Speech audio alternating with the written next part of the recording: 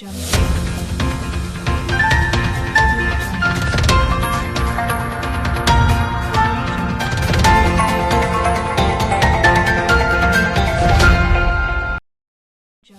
deuxième vague de l'opération de démolition de la zone aéroportière sera bientôt lancée par le gouvernement de la transition, une initiative saluée par les syndicats des domaines et du cadastre. Crise sécuritaire au centre du Mali, le Premier ministre Mokhtar Ouane a invité les mouvements d'autodéfense à déposer les armes, ce qui n'est pas l'avis du mouvement d'Anna Ambassagou. Nous y reviendrons plus en détail.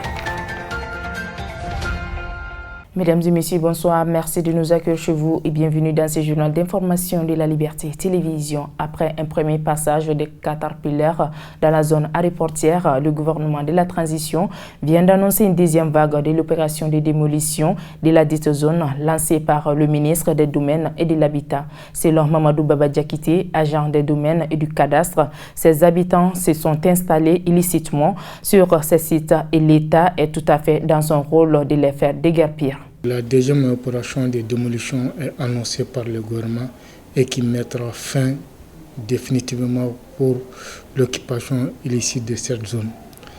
Certes, les occupants peuvent crier ou dire qu'il n'y a pas de décision de justice, mais ce que nous avons vaut plus qu'une décision de justice. Parce que déjà la zone d'aéroportière est classée d'autorité publique depuis 1999, disons, et les premiers occupants aussi ont été indemnisés par le gouvernement. Donc les prétendants occupants présentement pensent qu'ils sont dans leurs droits et qu'ils ont des documents, notamment les CEH ou bien les notifications délibérées par les autorités communales. Et ces documents établis par ces autorités communales sont basés sur des faux documents. Parce que la preuve en est que pour qu'une autorité communale puisse délivrer des notifications, il faut que la dite zone soit affectée par le gouvernement à des collectivités territoriales, alors qu'il n'y a pas eu cette affectation. Et également, de l'autre côté, ces occupants aujourd'hui, aucun d'entre eux ne peut nous dire qu'il a une autorisation de construire. Parce qu'il est préalable avant de construire, il faut demander d'abord une autorisation de construire. Alors qu'aucun d'entre eux aujourd'hui ne peut nous montrer une autorisation de construire qui l'a permis de faire sa construction sur la zone déjà classée d'autorité publique. Ils peuvent dire tout ce qu'ils pensent, mais je leur invite seulement à comprendre que non seulement ceux qui ont délibéré ces documents ont fait sur des bases fausses. Et également les occupants aujourd'hui sont là-bas illégalement. Donc ils doivent comprendre que le gouvernement est dans son rôle et nous l'avons dit, nous le répétons et nous le réaffirmons. Nous, la section syndicale des domaines de cadastre, soutiennent le gouvernement dans cette opération de démolition, autrement dit le nettoyage total de la zone aéroportière de Bamako. C'est nous. Parce qu'imaginez les gens qui ont été déguerpis depuis 1999 et que ces gens sont installés ailleurs et du jour au lendemain, d'autres viennent s'installer également illicitement au vu et au su de tous ces gens-là.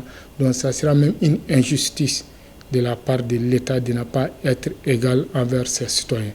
Et également, ces opérations de démolition continueront même sur la voie ferroviaire. Les occupations illicites de la voie ferroviaire seront aussi démolies, soupées, qui permettra au train de siffler à Bamako et de Bamako à Kay.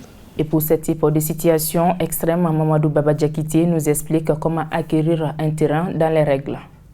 Les procédures pour avoir une maison dans les règles, ceci dépend. Tu peux acheter une parcelle avec le titre foncier avec un particulier, soit votre collectivité territoriale en fait la demande au gouvernement pour une affectation d'une zone non occupée pour sa population, et à travers les demandes que les mairies recevoir peuvent, après l'affectation de cette zone à cette collectivité territoriale, peuvent morceler pour attribuer à sa population. Ou bien à défaut, les uns ou les autres aussi peuvent faire la demande sur les logements sociaux au cas où il y aura des ouvertures pour les logements sociaux, peuvent en demander. Beaucoup de Maliens en ont bénéficié dans ce sens. Donc ça, c'est des voies légaux que chaque Malien peut emprunter.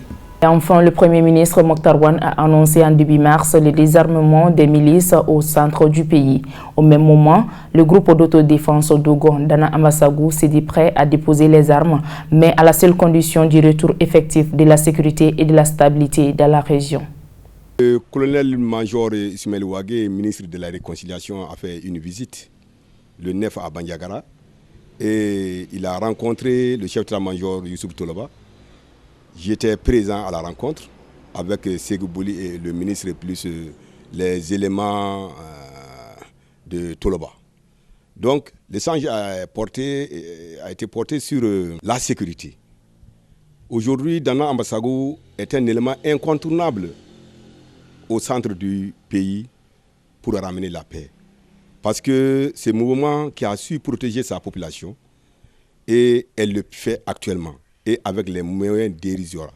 Donc le ministre est parti, il nous a rencontrés, on a fait vraiment des échanges très très fructueux, on s'est compris et voilà la visite du ministre de la Réconciliation. Nous sommes un mouvement d'autodéfense. Si le Premier ministre Mokhtar Wane a parlé de désarmement, mais il n'a qu'à amener la sécurité. Nous voulons que la population de Dogon soit sécurisée. Si nous sommes sécurisés, nous n'avons pas besoin à ce que le Premier ministre dit même il faut désarmer. Non, nous avons d'autres choses à faire. Nous avons pris les armes parce qu'il y a l'insécurité. Les villages du pays de Dogon incendiés, les populations tuées, les bétails volés. C'est le problème du terrorisme. Donc si c'est ensemble nous pouvons combattre ce terrorisme, la France, l'Union européenne, les États-Unis, la Russie, la Chine, tous ces pays combattent le terrorisme. Aujourd'hui, au Mali, les gens ont dit c'est un conflit intercommunautaire. Ce n'est pas un conflit intercommunautaire. Tous ceux qui disent conflit intercommunautaire est faux. La visite du colonel-major Ouagué, il y avait un peuple qui faisait partie de Ségou Bouli. Nous avons les mêmes ambitions. On est attaqué, on est humilié, on est tué. Et personne n'est dit. Si les Dogons font des opérations, tout le monde crie « Ah, les Dogons ont fait c'est des criminels, ils ont fait ça, ils ont fait ça ». Le village de Sobanda, il y a eu plus de 105 morts. Personne ne parle. Mais au Rossagou, les gens parlent de chaque fois. Je lance un appel à l'État qu'ensemble, faisons la paix. Trouvons une solution à ces problèmes-là. Ainsi prend donc fait ce journal d'information. Merci de l'avoir suivi et bonne suite des programmes sur la Liberté Télévision.